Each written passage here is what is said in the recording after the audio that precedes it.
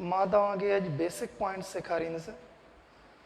ख़ासि करे कंप्यूटर में तव्हां ॾिसंदा हूंदव त अक्सर माण्हू जेके आहिनि परेशान हूंदा आहिनि त यार इहो मार्केट मां का शइ ख़रीद कंदा आहिनि। अॼुकल्ह असां पेन ड्राइव ख़रीद कंदा आहियूं या वरी जेकॾहिं हार्ड डिस्क वग़ैरह ख़रीद कंदा आहियूं त उन में असांखे परेशानी थींदी आहे त इहे ख़रीद करण दौरान असांखे जीबीज़ ऐं एमबीज़ जी ख़बर घटि हूंदी आहे या इंफॉर्मेशन तमामु घटि हूंदी आहे।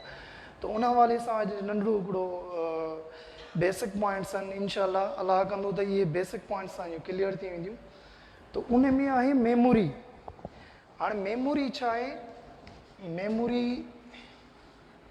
Memory unit. मेमोरी यूनिट्स तव्हां ॿुधो हूंदो त मेमोरी यूनिट्स कहिड़ा हूंदा आहिनि। सभ खां पहिरियां जेको मेमोरी यूनिट्स ऐं तव्हांखे इहा बि ख़बर हुअणु घुरिजे त कंप्यूटर जी लैंग्वेज कहिड़ी आहे? Binary language. इन जो मक़सदु इहो त कंप्यूटर ॿिनि लैंग्वेजिस खे सपोर्ट करे थो, कंसीडर करे थो। उहे कहिड़ियूं लैंग्वेजिस आहिनि? 0 और 1। इन जो मक़सदु इहो त 0 और 1 कंप्यूटर उनखे सम्झे थो। फर्दर जेकॾहिं 0 और 1 खां का एक्स्ट्रा का अहिड़ी शइ सपोज़ कयो 0 और 1 खे सपोज़ कमु करे थो त 0 और 1 ते काफ़ी शयूं हिन एडॉप्ट करे थो। पर 0 और 1 खां फर्दर असांखे अहिड़ी शइ खे एडॉप्ट करे त दुनिया चेंज थी सघे थी, अञा बि वधीक दुनिया में काफ़ी चेंजिंग्स अची सघनि थियूं। तो 0 और 1 हिकु अहिड़ी मेमोरी आहे जेका कंप्यूटर उनखे कंसीडर करे थो, जंहिंखे असां बाइनरी चवंदा आहियूं, बाइनरी डिजिट। तो मां तव्हांखे हिते बेसिक पॉइंट्स ॿुधाईंदुसि। बाइनरी डिजिट इहो ठहे कीअं थो? 0 और 1 इहो छा आहे? बिट आहे हिकिड़ो। 0 और 1 छा हूंदो आहे? बिट हूंदो आहे। हाणे बिट छा आहे? Bit stands for binary digit. Bit जो फुल फॉर्म छा आहे? Binary digit. हाणे बाइनरी डिजिट। हाणे बाय माना 2, नरी मीन्स ऑपरेशन। हाँ 2 डिजिट ऑपरेशंस। उहे कहिड़ा ऑपरेशन आहिनि जेके कंप्यूटर कंसीडर करे थो? 0 और 1। हाणे 0 और 1 खे कंप्यूटर उनखे सपोर्ट करे थो, सम्झे थो, कंसीडर करे थो। त हाणे इहे बिट जेके आहिनि यूनिट्स जो सीक्वेंस कीअं थींदी, उहा तरतीब कीअं थींदी, उहो मां तव्हांखे अचो ॿुधायां। त 0 और 1 जेको बिट तयारु थिए थो, हिकु निबल ठाहे थो 4 बिट। इट मीन्स 4 बिट हिते असांजो 0 और 1 आहे। इट मीन्स 4 बिट असांजा जेके आहिनि हिकु निबल तयारु करे थो, 4 बिट खे कंसीडर करे थो। सीक्वेंस तौर ते हिकु बाइट कंसीडर करे थो घणनि खे बेटा? 8 बिट खे। घणनि खे? 8 बिट खे। हाणे ॾिसो, the smallest unit of memory is called a bit. नंढड़ो सवाल, सिंपल सवाल जेको तव्हांखे फ्यूचर में कमु अचे। नंढे में नंढो एको जेको मेमोरी जो आहे उहो छा आहे? बिट आहे। Bit. The smallest unit of memory is called bit. In other memory is a nibble. इन जो मक़सदु इहो आहे त हिकु निबल में 4 बिट हूंदा आहिनि। इन जो मक़सदु इहो त बिट नंढो आहे निबल खां। हिकु निबल ठाहे थी 4 बिट। हिकु बाइट ठाहे थो 8 बिट। निबल जी डेफिनेशन अगरि तव्हां ॾिसो त किथे किथे हिनखे चइबो आहे half of byte. Half of byte जे अधु खे निबल चइबो आहे। निबल।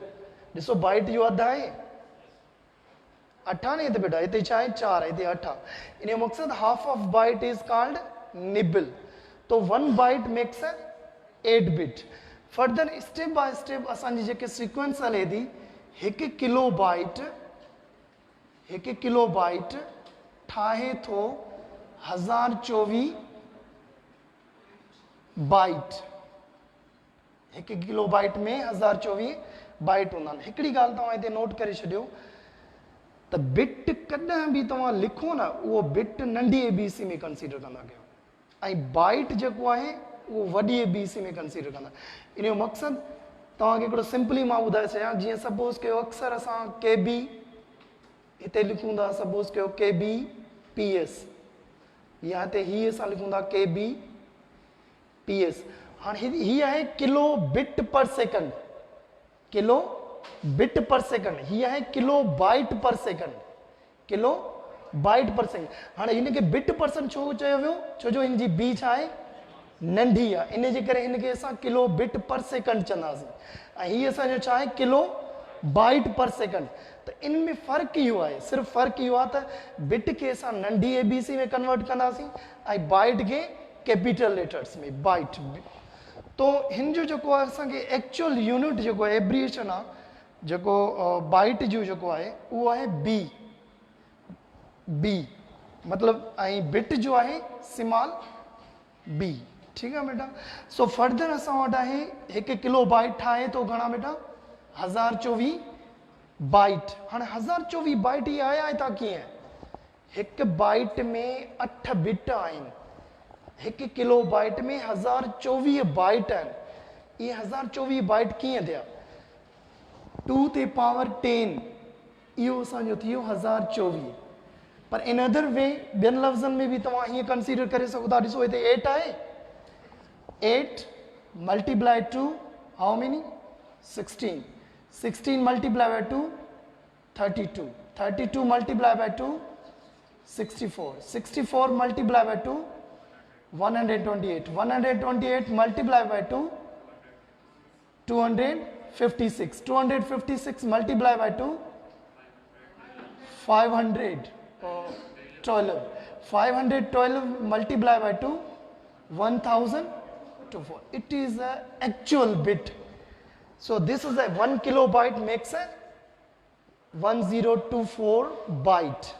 ही असांखे यादि करणा, तो ही यादि थी विया त सिंपली असांखे जेको आहे सॉल्व करे सघूं था। उन खां पोइ किलो बाइट खां पोइ अचे थो हिकु मेगा बाइट। मेगा बाइट हिकु मेगा बाइट ठाहिनि था 1024 किलो बाइट, 1024 किलो बाइट। हाँ हिकु मेगा बाइट ठाहे थो छा 1000 किलो मेगा बाइट खे। इन जो मक़सदु हिते असां हिते बाइट लिखियो आहे, हिते छा लिखंदासीं बेटा KB। हीअ असांजो KB आहे, हीअ असांजो बाइट आहे, हीअ असांजो बिट आहे। केबीज़ में ख़ासि करे तव्हां तस्वीरूं ॾिसंदा हूंदा, तस्वीरूं ईंदियूं आहिनि न केबीज़ में। ज़्यादा से ज़्यादा स्टोरेज डिवाइस असांजी केबीज़ पिक्चर ते मुश्तमिल हूंदी आहे। पर तव्हां मेगा बाइट खे तव्हां ॾिसंदो त मेगा बाइट में ख़ासि करे आइडियोज़ वीडियोज़ हूंदा आहिनि जेके असां डाउनलोड कंदा आहियूं, या MBs में असांखे ख़ासि करे असां पैकेजिस वग़ैरह कराईंदा आहियूं तो MBs जी सूरत में असांखे मिलंदा, ज़्यादातर GBs में। तो उन खां पोइ आहे गीगा बाइट। गीगा बाइट हिकु गीगा बाइट ठाहे थो 1024 मेगा बाइट खे, मेगा बाइट खे। हाँ मेगा बाइट हिते असां MB लिखंदासीं मेगा बाइट। उन खां पोइ हिकु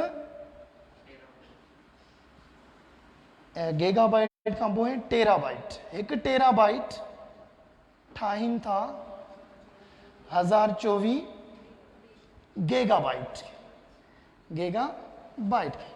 हिते MB आहे त हिते छा लिखंदासीं GB। ओके बेटा हिते तव्हां ॾिसो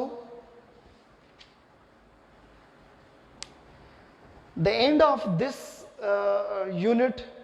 अॼुकल्ह असां हिते ई महदूद आहियूं टेरा बाइट ताईं। फर्दर असांखे लिमिट में लिमिट तव्हां मार्केट में वेंदो तव्हांखे हार्ड डिस्क टेरा बाइट में मिलंदी, या तव्हांजी जेका मेमोरी आहे सपोज़ कयो जेका पेन ड्राइव आहे तव्हांजी जेका इहे USB आहे 16, 32, 64 इहे तव्हांखे जेके GBs में मिलंदियूं। तो फाइनली असांजी जेका कमर्शियली फंक्शन आहे उहो ख़ासि करे असां टेरा बाइट ते ई मुश्तमिल आहियूं। पर जेकॾहिं साइंटिफिकली ॾिसो वञे त फर्दर हिनखे बि थोरो वधीक कंसीडर कयो वञे थो।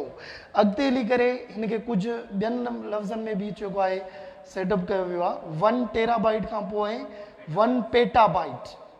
1 पेटा बाइट, 1 पेटा बाइट ठाहे थो 1024 टेरा बाइट खे, 1024 टेरा बाइट खे। हाणे हिते असां लिखंदासीं TB। Tera byte stands for TB। Peta byte खां पोइ उन खां पोइ असांजो छा ईंदो एक्ज़ाबाइट। एक्ज़ाबाइट 1 एक्ज़ाबाइट, 1 एक्ज़ाबाइट मेक्स 1024 छा थींदो बेटा TB PB PB sorry petabyte petabyte तो इतने असां लिखंदासीं पीबी क्लियर भाऊ ये तो उन खां पोइ एक्साबाइट खां पोइ 1 yottabyte makes a 1024 exabyte stands for PB EB. Now finally 1 zettabyte makes a 1024 yottabyte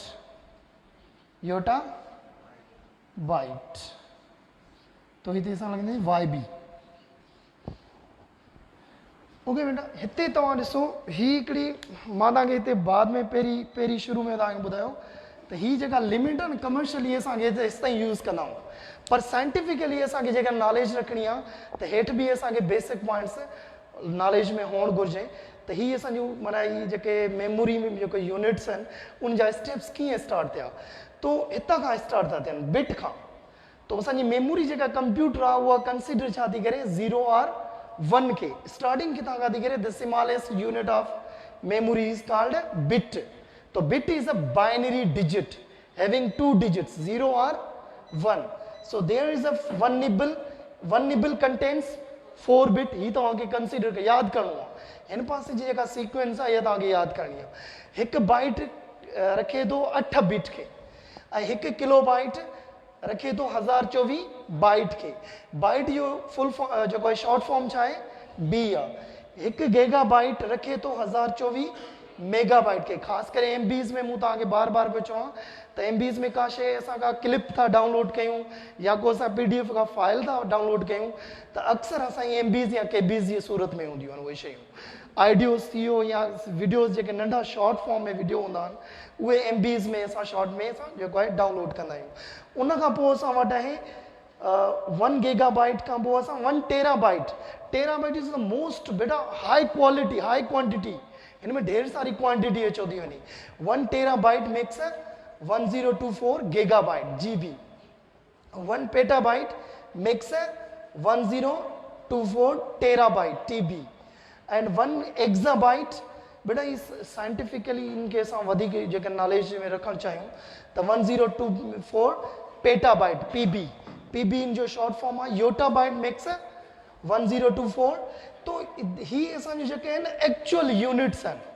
हिनखे असां एक्चुअल यूनिट चवंदा आहियूं ही असां एक्चुअल यूनिट्स आहिनि तो इन यूनिट्स खे यादि करण जो हिकिड़ो अञा ॿियो बि बहितरीनु तरीक़ो आहे सपोज़ कयो हिते ॾिसो असां लिखंदासीं ऐं हेठि असांजो फाइनल वॾे में वॾो यूनिट कहिड़ो आहे पेपर में अचे त वॾे में वॾो यूनिट कहिड़ो आहे ज़ेटाबाइट हिते असां ज़ेटाबाइट वॾो आहे कंहिंखां योटाबाइट खां योटाबाइट वॾो आहे कंहिंखां एक्साबाइट खां एक्साबाइट वॾो आहे कंहिंखां पेटाबाइट खां पेटाबाइट वॾो आहे कंहिंखां टेराबाइट खां टेराबाइट वॾो आहे कंहिंखां टेराबाइट वॾो कंहिंखां आहे गीगाबाइट खां गीगाबाइट वॾो आहे कंहिंखां मेगाबाइट खां मेगाबाइट वॾो आहे कंहिंखां किलोबाइट खां किलोबाइट वॾो आहे कंहिंखां बाइट खां सॉरी बाइट वॾो आहे कंहिंखां किलोबाइट वॾो आहे कंहिंखां बाइट खां ऐं बाइट वॾो आहे कंहिंखां निबिल खां वॾो आहे बाइट सो निबिल वॾो आहे कंहिंखां बिट खां तो हिते तव्हां ॾिसो जेकॾहिं असां हितां खां ई गिनती कयूं त ही बि असांजो स्मॉलेस्ट यूनिट हिते थो अचे द लार्जेस्ट यूनिट स्टार्टिंग में थो अचे ऐं एंडिंग में असांजो स्मॉलेस्ट यूनिट थो अचे पर सिंपली इन पैटर्न्स खे असांखे यादि करण जो हिकिड़ो बहितरीनु तरीक़ो आहे त ही जेको एक्चुअल यूनिट हिते लिखियो वियो आहे न इहो तव्हांखे यादि करिणो आहे रटे जी का बि ज़रूरत न आहे सिर्फ़ु कंसीडर करिणो आहे इंशाअल्लाह ताला जेकॾहिं बिट बाइट या अहिड़े क़िस्म जी मेगाबाइट या योटाबाइट मां कोई सवाल बि अचे थो सपोज़ कि हिकिड़ो सिंपल मां सवाल थो लिखां सिंपल बेसिक सवाल थो लिखां 8 बिट 8 निबिल 8 निबल में 8 बिट था लिखूं, चलो 8 बिट मेक्स या contains 8 bit contains dash nibble dash nibble. हाँ हिकिड़ो सवाल अची वियो त 8 बिट रखनि था हिकु केतिरनि निबल खे, तो असांखे हीअ हिन लाइन ते अचिणो आहे, हिकु निबल में 4 बिट हूंदा आहिनि, तो कॉमन सेंस ई ॻाल्हि आहे हिते 2 ईंदो, हिकु निबल में 4 बिट हूंदा आहिनि, त हिते 8 बिट में घणा निबल थींदा 2 थींदा, तो आंसर असांजो छा थींदो 2 हूंदो, तो इहे असांजो आंसर थी वियो।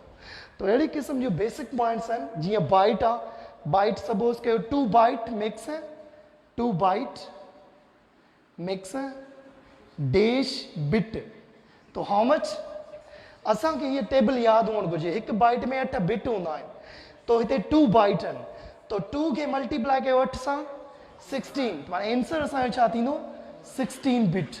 तो हिकु नंढड़ी यूनिट आहे मेमोरी यूनिट, बेसिक यूनिट आहे, इंशाअल्लाह ताला इन बेसिक यूनिट खे तव्हां पढ़ंदो, तो मेमोरी बेटा मेमोरी हिकु स्टोरेज डिवाइस आहे, ही मतिलबु तव्हां जेका कंप्यूटर में डेटा इनपुट कंदा आहियो न, ख़ासि करे ABC वॉट एवर जेको बि इंस्ट्रक्शन्स ॾींदा आहियो, इहा तव्हांजी मेमोरी आहे, इहा छा आहे मेमोरी आहे, ऐं उहा मेमोरी शुरूआत थींदी आहे बिट खां, ऐं कंप्यूटर सपोर्ट कंहिंखे कंदो आहे 0 और 1 खे, 0 और 1 जेको आहे उहा कंप्यूटर जी हिकिड़ी लैंग्वेज आहे, ॿोली आहे, उनखे सपोर्ट कंदो। सो ही बेसिक पॉइंट्स आहिनि, हे लिखी छॾियो, इंशाअल्लाह ताला ही तव्हां थोरो ही टेबल यादि कंदो, इंशाअल्लाह हिननि मां ई तव्हांखे सवाल ईंदा।